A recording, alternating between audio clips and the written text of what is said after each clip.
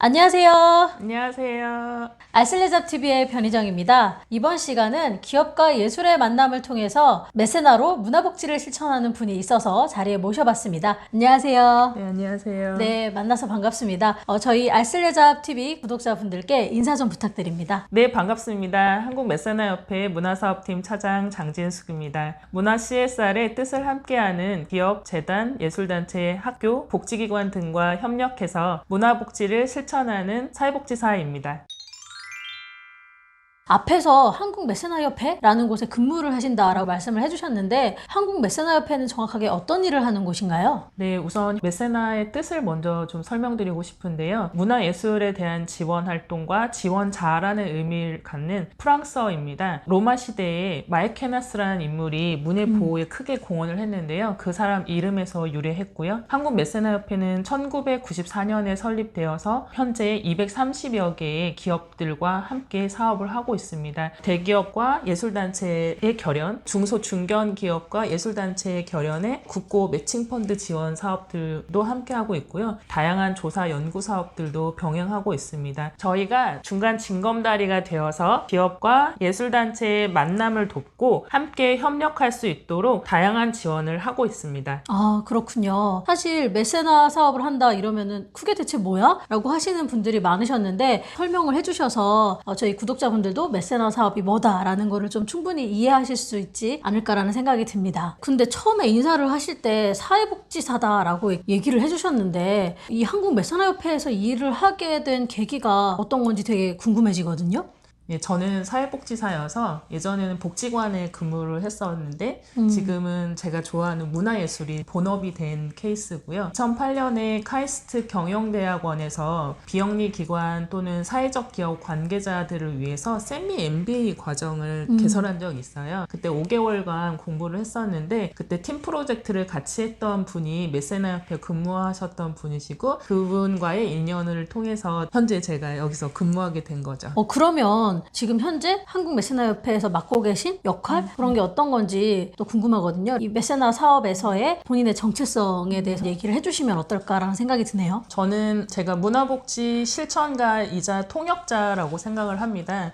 제가 맡고 있는 대부분의 사업들이 기업, 예술단체, 복지기관이나 학교 여러 관계자들이 함께 협력하는 사업들이 많은데요. 서로 이해하고 상대방에게는 왜 그 가치가 중요한지 그리고 모두가 함께 윈윈하기 위해서는 어떤 접점을 찾을지에 대해서 소통할 수 있도록 제가 중간 매개자로서 통역자로서 역할을 합니다. 네, 그러면은 현재 이 문화복지 실천가로서 통역사로서 한국 메세나협회에서 어떤 사업들을 담당하고 계시는지도 궁금하거든요. 한화 예술 더하기라는 사업은 청소년을 위한 창의 예술 교육입니다. 한화 임직원들도 함께 참여하고 있는 사업이기도 한데요. 중학생들을 위한 자유학기제 동아리 사업과 좀 연계해서 많이 진행을 하고 있고요. 그리고 포스코 1% 나눔 아트스쿨은 포항 광양에 있는 지역 아동센터 80여 곳을 대상으로 예술 교육을 하고 있습니다. 아동들이 살기 좋은 도시 만들기에 기여하는 게 좀 목표고요. 그리고 GS 칼텍스 취준 동고 동락은 취업 준비생들을 위한 아트 힐링 그리고 취업 역량 강화 프로그램인데요. 저희가 코로나 대응해서 8월 말에 100% 온라인 비대면으로 진행을 했거든요. 그래서 이번에 정말 새로운 가능성들을 많이 발견하는 시간이었습니다. 그리고 한화 손해보험 위기탈출 안전교육은 아동들을 위한 안전교육인데 무용을 기반으로 진행을 해요.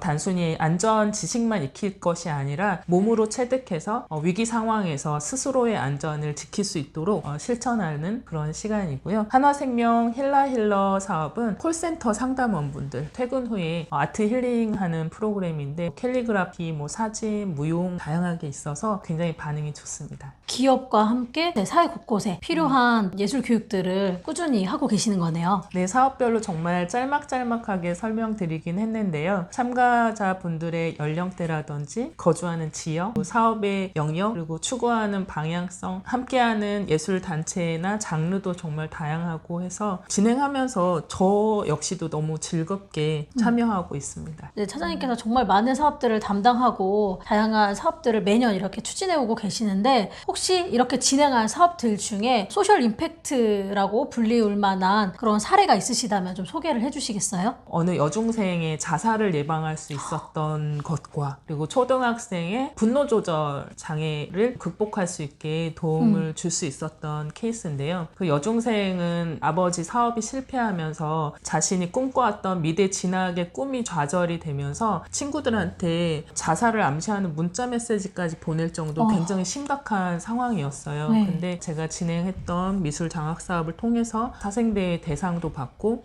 전체 그 과정을 잘 이수하면서 그 꿈의 불씨를 다시 키울 수 있는 그런 계기였거든요. 나중에 그 어머님께서 우리 아이 살려주셔서 너무 감사합니다라는 말씀을 해주셨는데 그때 정말 가슴 뭉클하더라고요. 그리고 초등학생, 남학생 같은 경우는 맨날 폭력적인 행동을 많이 해서 학교나 복지관에서도 문제아동으로 낙인이 찍혀있는 케이스였는데요. 연극 수업을 하는 동안 그 아이의 또 잠재력을 발견을 했었고 연극을 통해서 타인과 대화하는 방법, 공감하는 방법을 터득을 해서 나중에 그런 말을 하는 거예요. 예전에는 화가 나면 주먹부터 나갔는데 이제는 말로 해요 라면서 자신의 이야기를 되게 이렇게 담담하게 얘기를 하는데 그게 너무 감동인 거예요. 이 일을 하고 있으면서 참 잘했다라는 생각을 하게 했던 사례였습니다. 네. 제가 듣고 있는데도 굉장히 온몸에 소름이 돋을 정도로 한 생명을 살리고 어린 친구의 미래를 어떻게 보면은 이렇게 방향을 바꿔준 거잖아요. 네. 긍정적인 방향으로. 삶이 바뀌는 그렇죠. 일인 거죠.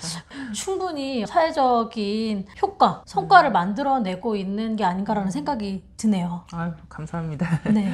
지금껏 말씀해주신 내용을 들어보면 문화예술과 사회복지 사이에 이렇게 계시는 것 같은데 문화복지 실천가로서 본인만의 사명과 철학이 있다면 무엇인지 좀 궁금하거든요. 모든 일은 사람이 한다라고 생각을 합니다. 다른 사람과 함께하기 위해서 무엇이 중요할까라는 생각을 많이 하는데 제 경험상 경청, 다양성의 존중 이 두 가지가 굉장히 중요한 것 같아서 소신이랄까? 네. 철학으로 좀 생각하고 있는데요. 경청을 통해서 상대방에 대한 이해나 공감 그리고 무엇을 원하는지 필요로 하는지가 파악이 되고 상대방을 배려하고 존중하면서 도울 수 있는 그런 기초가 되는 것 같고요. 그 다음에 중요한 것이 다양성의 존중이라고 생각이 드는데요. 대체로는 다르면 뭐 틀리다라고 생각하는 경우도 있고 뭔가 이질적이다, 불편하다 이렇게 생각하게 되는 경우도 많은 것 같은데 그 다르다라는 걸 인정함으로써 그것에서 출발이 되어서 서로 소통할 수 있고 그 안에서 이제 뭐 문화복지든 사회복지든 문화예술의 또 창작성, 창의성도 그런 데서 출발하는 것 같아서 다양성의 존중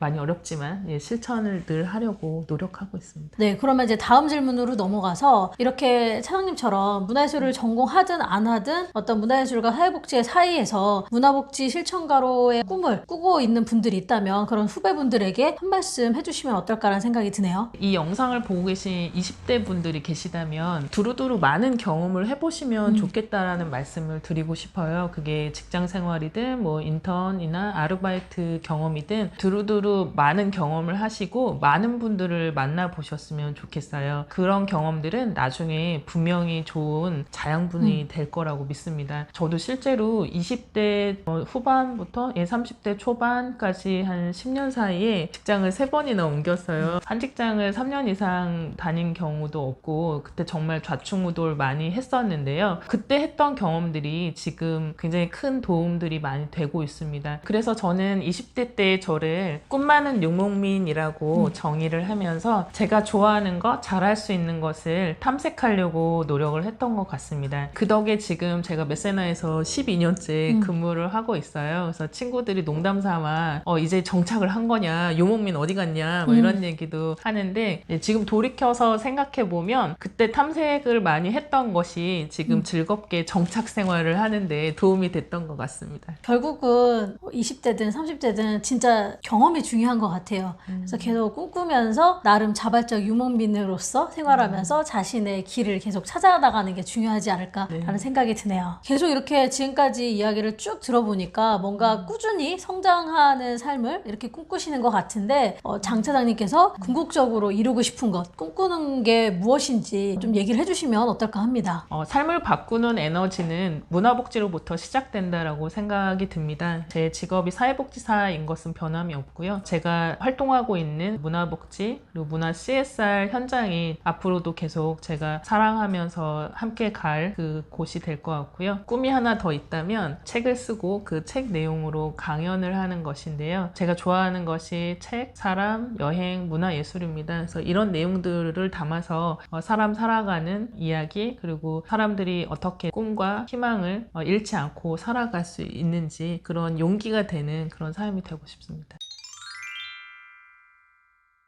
이제 슬슬 마무리를 좀 해야 될 시간이 된 것 같아요. 그래서 끝으로 이 말은 꼭 하고 가야겠다라고 하시는 말씀 있으시면 해주시겠어요?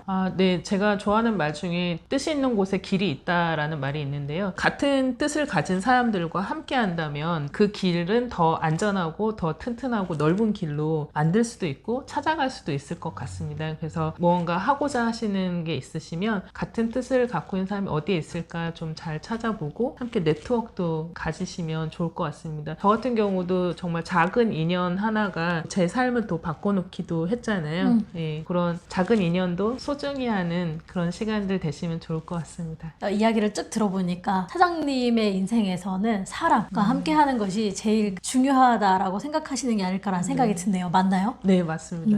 네. 오늘 나와주셔가지고 다양한 이야기, 유익한 이야기 해주셔서 정말 감사드리고요.